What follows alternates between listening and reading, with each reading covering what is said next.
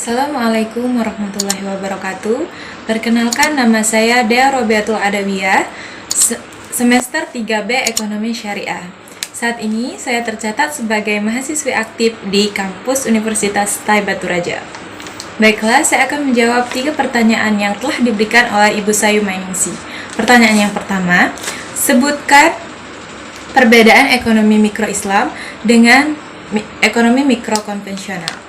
Perbedaan ekonomi mikro Islam adalah setiap keputusan yang diambil oleh unit ekonomi haruslah berdasarkan prinsip syariah, yaitu Al-Quran dan Hadis. Sedangkan ekonomi konvensional tidak melalui prinsip-prinsip syariah, tetapi mereka mengambil keputusan dengan norma-norma dan prinsip-prinsip yang telah dibuat. Pertanyaan yang kedua adalah jelaskan permasalahan ekonomi Islam dan ekonomi konvensional. Permasalahan ekonomi menurut Bak Asadar adalah sumber daya manusia sangatlah melimpah dan tak terbatas. Namun yang menjadi permasalahannya ketimpangan yang tidak merata terhadap masyarakat. Sedangkan tolak ukur dari ekonomi konvensional sendiri mengatakan kelangkaan itu terjadi karena distribusi mereka, bukan sumber daya yang terbatas. Baiklah, pertanyaan yang terakhir adalah jelaskan nilai universal ekonomi, tauhid, adil, nubuwah, dan khilafah. Dan maaf, nilai yang pertama adalah tauhid.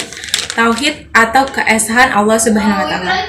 Dalam tauhid itu dia adalah sebagai pondasi pertama dalam ajaran agama Islam. Mengapa dikatakan pondasi pertama? Karena di sana menjelaskan tentang seluruh Islam. Dan yang kedua adalah adil, artinya adil. Allah Subhanahu wa taala bersifat sangatlah adil terhadap seluruh makhluk yang ada di muka bumi ini.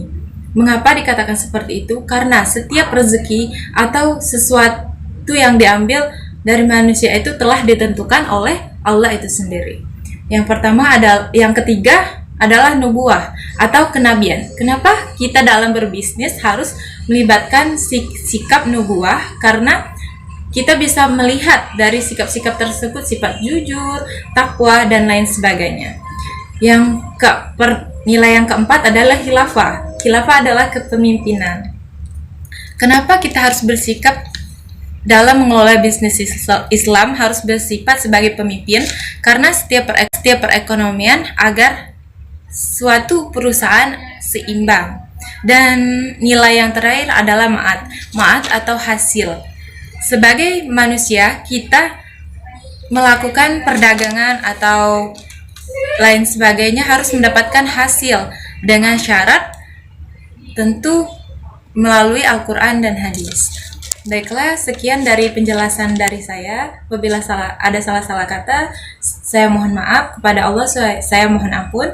Wabillahi taufiq wal hidayah. Wassalamualaikum warahmatullahi wabarakatuh. Terima kasih.